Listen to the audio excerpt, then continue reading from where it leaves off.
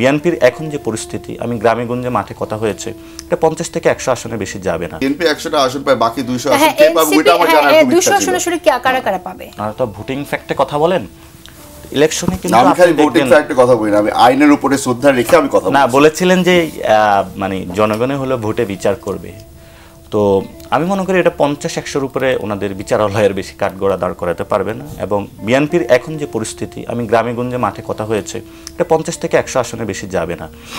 এবং 50 থেকে 100 আসন পাবে বিএনপি, এর উপরে যাবে না। কারণ কি, তাহলে তো বিএনপি তাহলে বিজয়ী হচ্ছে না। বিএনপি তাহলে না, আমরা মনে করি না বিএনপি বিজয় হবে, যে কারণ গত 10 মাসে যেই ধরনের হিস্ট্রিগুলো বাংলাদেশে ঘটেছে, আপনি যখন গ্রামে গঞ্জে মানুষের সাথে কথা বলবেন, এটা ওনারা চেষ্টা করছে, এটা হুমায়ুন ভাই করতেছে না, বিকজ তারা ওয়েল এডুকেটেড, ওনার সেই শিক্ষাটা আছে, ওনার আব্বু ওনাকে ওই শিক্ষাটা দিয়েছে। কিন্তু আমি যখন আমার বিভিন্ন জায়গায় আমি যাওয়ার চেষ্টা করেছি, কি মুখ থামিয়ে দিচ্ছেন আপনি হুমায়ুনের? না, এটা এই মুখ থামে না, ওনাদের এটা প্রশংসা না। বাংলাদেশে যারা এই সিস্টেমটা চায় না, আমি ওনাদেরকে অবশ্যই অ্যাপ্রিসিয়েট করতে হবে, এবং ওনাদের কাছে আমাদের শিক্ষণীয় রয়েছে। বরং যারা করছে সেই জায়গাটায় আমি আবার ওনাকে একটু দোষ দিব, যে সেই জায়গাটা উনি লাউড হচ্ছে না, দলের কারণে হইতে পারতেছে না, এটা হলো বাস্তবতা। তো তবে সাহসী যারা, তারা লাউড হয়। তবে সেই ক্ষেত্রে এখনো বিভিন্ন জায়গায় সিএনজি স্ট্যান্ড থেকে যারা অনেকগুলো খোঁচা দিয়েছেন না, আমি কিন্তু দেখুন, আমি কিন্তু খোঁচা অথবা কোনো কিছুতে যাইনি, যেটা বাস্তবতা। এখন দেখা গেছে আমি যদি না বলি, আমি মনে করি যে এই সময়টা যখন যারা দর্শকরা দেখছে, আপনিও আপনার সময়টা স্পেন্ড করছেন, এটা অপচয় হবে। ফলত আমার যে যৌক্তিক এবং যেটা আসলে লজিক্যাল কথা, সেটা বলতেই হবে। আচ্ছা, এই বলার জন্যই আমরা একসাথে বসে। সমস্যাটা হয়ে গেছে যে ওই একটা কথা আছে না, যে ওই মানে একজন আরেকজনের উপরে যদি আমরা ক্ষোভ ঝাড়তে মানে ওই পর্যায়ে চলে যাই যে আমাদের বাংলাদেশের মধ্যে রিভেঞ্জ ছাড়া আর কিছুই থাকবে না। আমাদের বর্তমান সিচুয়েশন যেটা আছে, আমরা পুরাপুরি ভরসা রেখেছি যে এই নতুন যে জুডিশিয়াল সিস্টেম যেটা আছে, ওটার উপর আমরা ভরসা রেখেছি।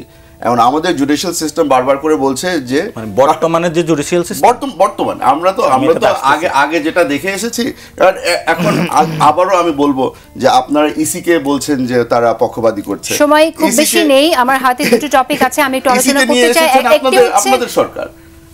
আপনাদের সরকার এই ইসি নিয়োগ করেছে। বর্তমানে যারা যে ধরনের নিয়োগ পেয়েছে, সব তো আপনাদের সরকার করেছে।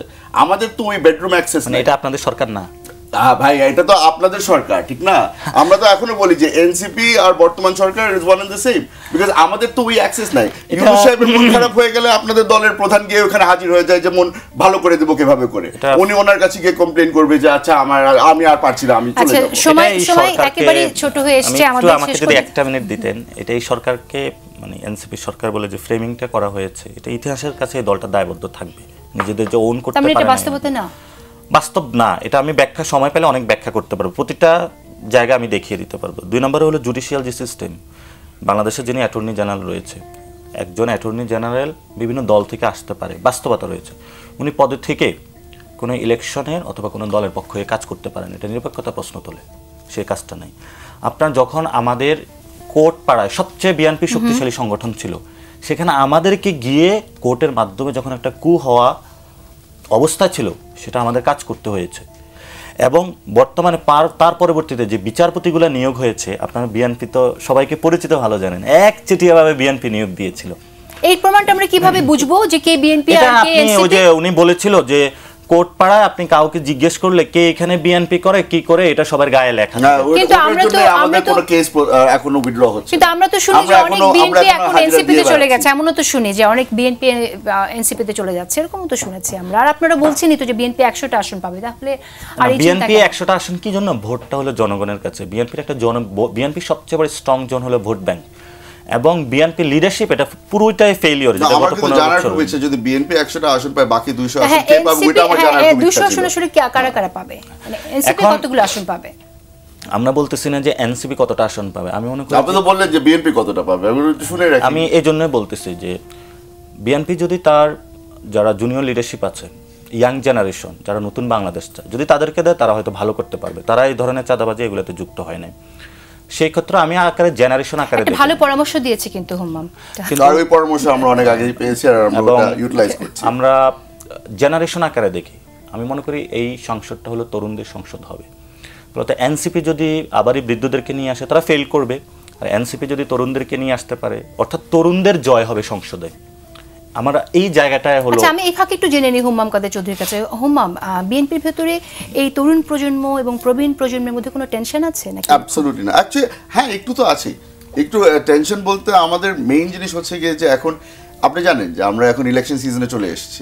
এখন আমাদের যারা সিনিয়র লিডারশিপ আছে তারাও নমিনেশন যাচ্ছে, যারা তরুণ লিডারশিপের মধ্যে আছে তারাও নমিনেশন যাচ্ছে। তো এখন একটু ফ্রিকশন হয়ে যাচ্ছে, কিন্তু আমি যেটা বারবার করে বলে আসি, আমি আজকে এই চেয়ারে বসে আছি আপনাদের সাথে আলাপ করতে পারছি যেই কনফিডেন্স দিয়ে আলাপ করতে পারছি, কারণ আমার ওই এক্সপিরিয়েন্স আর ওই শিক্ষাটা আমি পেয়েছি আমার সিনিয়র লিডারশিপদের থেকে। আর যে এটা হয়তো একটু ইমোশনাল হয়ে যেতে পারে, বাট আমার বাবার থেকে আমি রাজনীতি শেখার ওই সুযোগটা পাইনি।